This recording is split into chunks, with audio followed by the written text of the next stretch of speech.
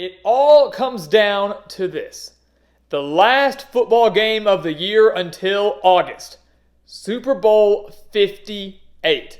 The 49ers versus the Chiefs out in Las Vegas. A rematch of Super Bowl 54.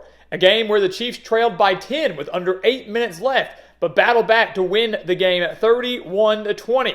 It's a battle between one of the more historic franchises in all of the NFL in the 49ers and the current dynasty in the NFL in the Chiefs, as the Niners are looking to win their first Super Bowl since 1995, and the Chiefs can become the first team to win back-to-back Super Bowls since the Patriots did it in 2004 and 2005, as the Chiefs can win their third Super Bowl in the last 5 years. This game, guys, has all the makings to be an instant classic. A couple of years ago, it was a great game between these two. The 11-point win for the Chiefs was not indicative of how close that game really was. We should be in for another instant classic. But can the Niners finally get over the hump, or will the Chiefs continue to become and cement themselves as one of the best dynasties in NFL history?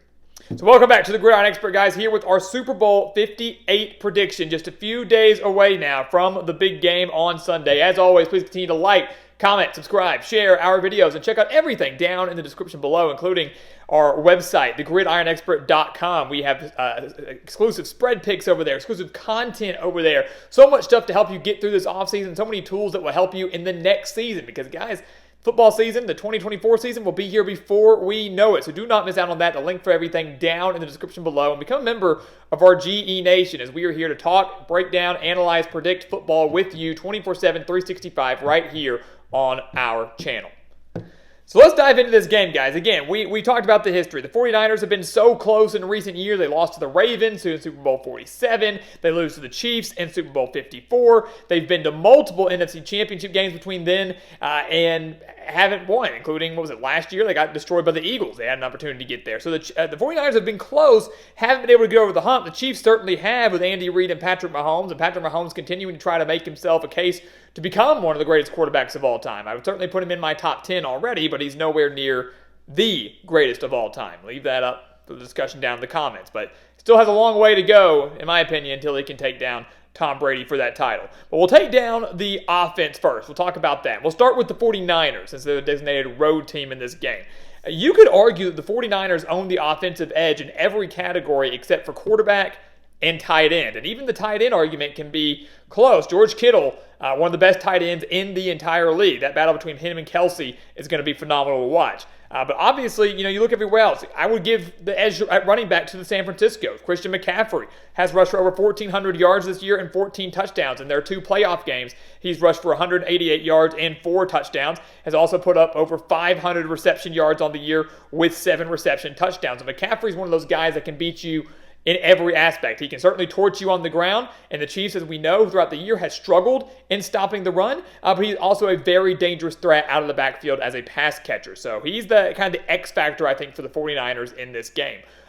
For the wide receiver core, the pass-catching core, definitely want to give the edge to San Francisco here. You got Brandon Ayuk and George Kittle. Both have over 1,000 reception yards on the year. Deebo Samuel is that do-it-all player, and we mentioned in that NFC Championship video how important he is to the 49ers offense. The fact that when he was injured, when he did not play, the Niners offense could only muster 17 points. And they lost like 3 straight games earlier in the year, only mustered 17 points in each of those games. Each of those was without Deebo Samuel. The offense is lost without him, but he can do it as a pass catcher. He can do it as a runner. They use him everywhere. A true athlete on the offensive side of the ball, and he, maybe you could argue, is the X factor for San Francisco.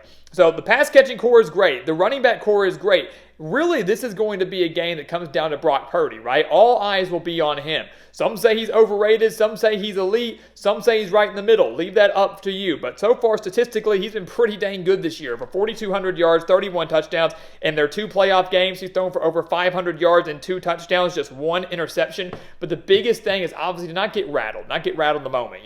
When it comes to quarterback, Mahomes, obviously right now better than Brock Purdy. Mahomes has been in this situation before. Brock Purdy has not. He didn't even get to play the majority of the NFC Championship game last year, getting injured in that game against the Eagles. So this is the biggest game and the biggest stage of his career.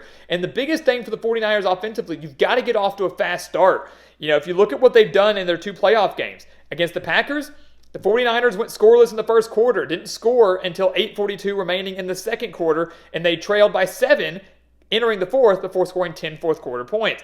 Against the Lions, they had another scoreless first quarter and were down 24-7 at halftime before rallying to score 27 unanswered in the second half.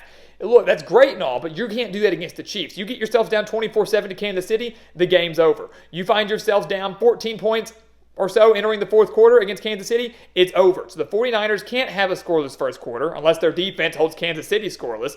They've got to get off to a much better start than what we've seen in the previous two playoff games. You take a look at the Chiefs. It's the big three, right?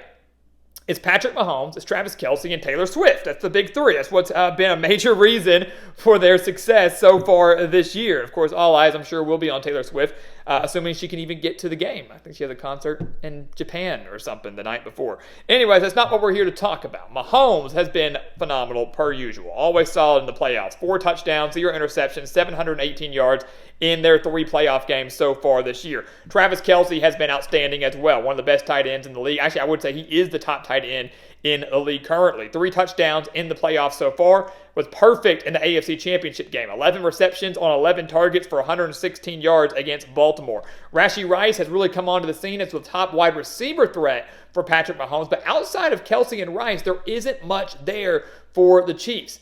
And Isaiah Pacheco is great, 935 yards on the year. He's very tough to bring down. He's averaging 4.5 yards per carry. He's so tough as a runner. But if you're San Francisco, if you find a way to bottle him up and contain Patrick Mahomes from scrambling, you're going to find yourself in a pretty decent spot. So this is the Chiefs offense right now that really, to me, if it ain't broke, don't fix it. Use Pacheco to get you 4 or 5 yards per carry and do all those dink and dunk passes that torched the Ravens in the AFC Championship game. Mahomes never really took many shots deep down the field, never even 20-plus air yards. It was just little quick throws to Kelce, quick throws to Rice, maybe a couple yards after the catch, a couple scrambles by Mahomes. They didn't have to go deep and push the ball very often. So if the 49ers are going to give you that, if the 49ers are going to give you all that space to get 5-6 yards per completion, keep doing it. Keep doing it. Mix and match your offense a little bit. Don't push it. You don't have to go big. If the 49ers defense does not adjust, unlike the Ravens, or the Ravens were unable to do, then the Chiefs are going to throw and run all over the Niners. It's going to be over by halftime. So that's what the Chiefs should do unless the 49ers force their hand. And the thing is, I expect the 49ers defense to play significantly better in the Super Bowl than they did in their previous 2 playoff games. They were very, very fortunate in their games. They were a missed field goal against the Packers away from not being in this spot. They were 1 4th down conversion by the Lions, or even if the Lions had just taken those field goals. One of those things happens, and the Lions were in the Super Bowl, not the 49ers. They were very fortunate in both of their playoff games to get to this spot. The biggest thing for San Francisco in this game, as it is with anybody when you play Kansas City, is to just get off the freaking field. If you have the Chiefs backed up into about a 3rd and 5 or longer, you've got to find a way to get off the field. Pressure Mahomes, contain him. Don't allow him on a 3rd. And that's the beauty of Mahomes, right? He's so good, and you're so scared of him that when it's like 3rd and 15, you're dropping back all your guys because you can't afford a big-time completion, and that allows Mahomes to scramble for 16 yards and pick up the first down. You've got to find a way to contain him, not allow him to pick up the first downs with his legs, but just when it's 3rd and decent, get off the field. The 49ers allowed the Packers and the Lions to convert 52% of their 3rd downs.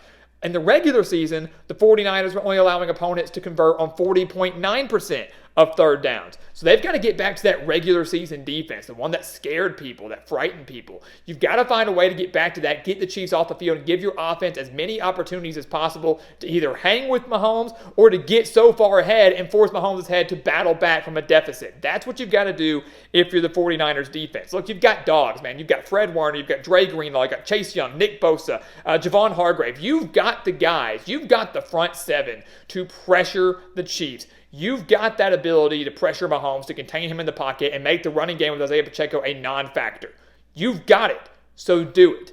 Play your best defensive game you've had in these playoffs, because you didn't look good against the Packers. You didn't look good against the Lions. The Chiefs are not the Packers. The Chiefs are not the Lions. They're better than both. Even though I know the Chiefs lost to both in the regular season, they're playing better, obviously, than both. You've got to play solid defense, get off the field. The Chiefs, defensively, look, to me, they've stolen the show.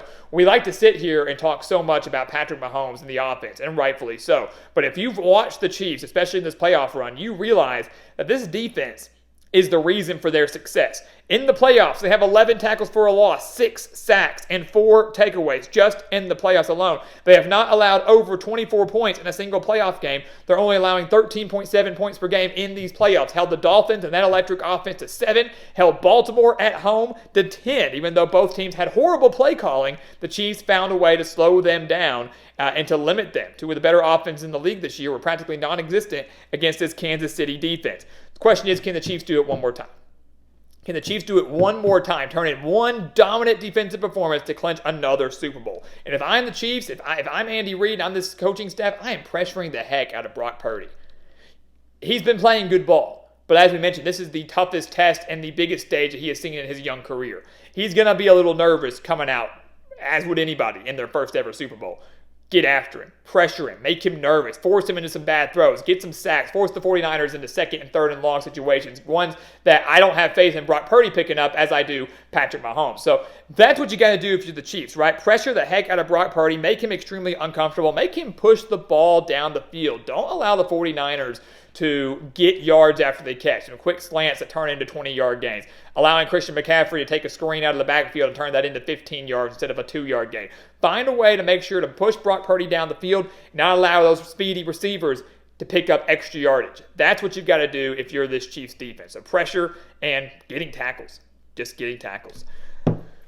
So what's going to happen, guys? Super Bowl 58, I'm excited for it. I really am. I think a lot of America was not. I think a lot of America was probably hoping for the Ravens and Lions, and that would have been a very different matchup. Absolutely would have. But I am a proponent. I do enjoy Super Bowl rematches, regardless of when they are. Regular season, actual Super Bowl rematches, and we're lucky to get this one for the second time in the last 5 years. It should be a really, really fun game out in Las Vegas. And for me, this is a very, very tough game to pick. I think these two teams are very, very even. Like we said, I think there are some areas defensively where the Chiefs do own the edge and the 49ers do as well. Chiefs on the edge at quarterback and tight end.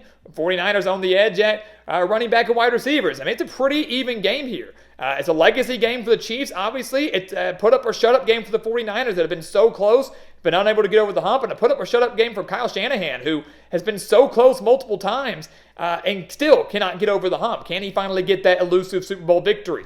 And I'm going to tell you that he will get that elusive Super Bowl victory.